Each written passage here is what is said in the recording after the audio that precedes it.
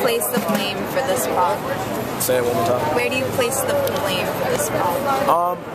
There's many to blame. I think the root of it are the leaders of these major banks. They got us into this trouble. But furthermore, it's, Obama, I have supported him, but I really do not support the bailouts that he's providing to these crooks. And especially this economic, deteriorated times, we need to be spending our money conscientiously, and if these people, Goldman Sachs was bailed out with $300 billion, and now they want more money. I mean, it's almost madness, especially when we're such a debt. It doesn't make sense to me. So, of course, corporation leaders are to blame, but the politicians and our president and his cabinet is not helping. It's hurting. He's hurting it. What actions would you like to see the government take in response to this movement? Well, in reiteration, we need to spend our money more conscientiously and stop bailing out these banks. I think people need to start moving the money into more private banks that are more responsible and it doesn't involve the derivatives, the mass derivatives that are included in these giant banks. I want to see less money dedicated to wars. All we produce is guns and weaponry. We need to make more American products that don't promote wars and that don't require wars to be purchased, And those are just a few. I mean, it is a movement of many ideologies and many aspirations for social change, but those are the main, I think, and I think everyone would generally agree with me. How long do you think it'll take them to do that? Say that again? How long do you think it will take the government to accomplish that? I think it's a long-term goal. I would hope within the new year, but the fact that there's no one really with us. The media is not really with us. It doesn't seem that the NYPD is with us. Mayor Bloomberg is taking the blame off the corporation leaders and putting it on the people in D.C. and there's no one genuinely supporting us. So it's hard to make progress when that's what's happening. But like I said, at minimum, we're promoting dialogue, and that's the root of progress and change. We need your help.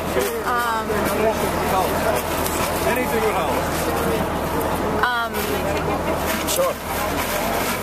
Are there any bills or laws Obama has issued that you disagree with? And if so, please explain the reasons for your opinion. You said bills or laws?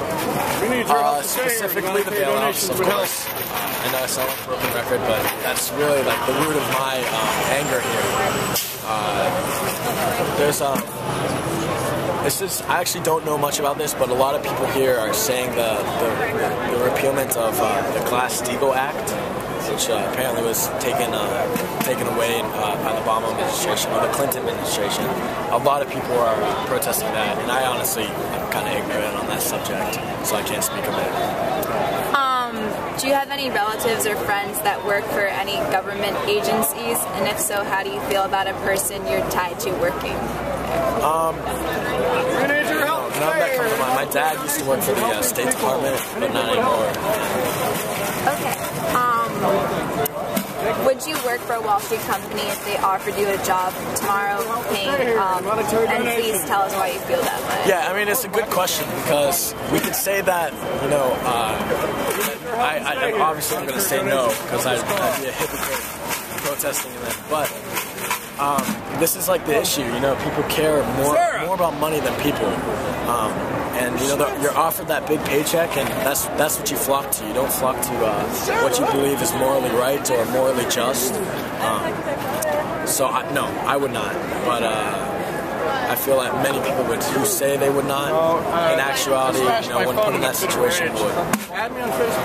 Do you know where the donations go that are being donated? Yeah, a lot of donations go to our survival, because it's getting colder. We just were donated a bunch of army tools, which are back there, and food and stuff like that. So it's most of the donations, if not all, are going to keeping us alive on the streets and keep us warm and nourished. How do you feel about Mayor Bloomberg removing your heaters and claiming them to be a fire hazard, thereby leaving you and your fellow protesters out in the cold during this? Yes, I wasn't here when that happened, but I feel like there's a lot of manipulation of laws, petty laws especially. Like, for example, how we were told to leave the protest yesterday because we are violating pedestrian. In the NYPD's defense, they did set up generators that are powered by bicycles, actually, which is pretty cool.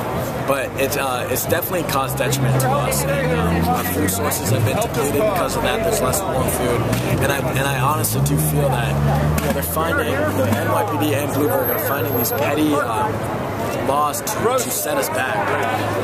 For example, people camped out here on the steps, and the NYPD said that they were going to take down all of the tents if they're on the steps, and that's blocking pedestrian traffic. I mean, stuff like that, it just doesn't make sense to me.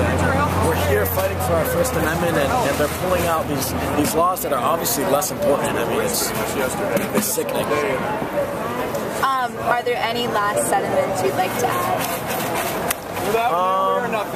I mean, there's so many ways to get involved in this movement. You don't need to be sleeping on the street like the 300 of us are. You can just making a Facebook status, posting it on Twitter, posting a picture, just starting a conversation in one of your classes. Like, that's how this movement is going to spread. That's how this movement is going to be accomplished. People are kind of like a do or die type. If I'm not going to be protesting on the streets, then I'm not really going to do much. But there's a vast middle ground that you need to take charge of that battle. The battle of localization of the movement, and I really believe that that's how this is going to create progress in America.